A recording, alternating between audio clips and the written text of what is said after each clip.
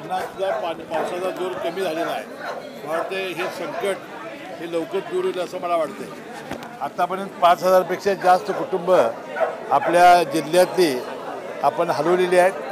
त्यामध्ये जवळजवळ 504 लोक आपल्या इचलकरंजी शहरातील इथं स्थलांतरित केलेले आहेत.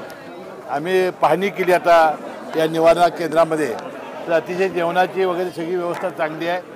जनावरंसुद्धा काहीतरी 60 आहेत, त्यांची चाऱ्याची व्यवस्था आपण केलेली आहे. मला वाटते आरोग्याची तपासणी, लहान मुलांना दूध याची सगळी व्यवस्था अतिशय चांगल्या पद्धतीने केलेली आहे. मी आयुक्तांना आता सूचना करतो की या तुमच्या या महापुराच्या ह्याच्यामुळं आता तुम्हाला काय ताबडतोबीने काय लागत असेल की ज्याच्यामुळं महापुरामध्ये पुढचा त्रास होणार नाही, त्यासाठी काय असेल तर आपण DPDCतून देऊ.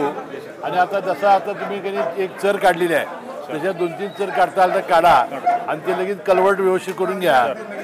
सातत्यानं आमचे लोक संपर्कात आहेत.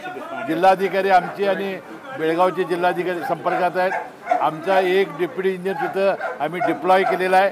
आणि मला वाटते 3 लाखापेक्षा जास्त क्युसेस पाणी हे आलमट्टीतून सोडलं जातं आहे आणि 2.5 लाखापेक्षा जास्त क्युसेस हिप्परकीतून सोडलं जातं आहे.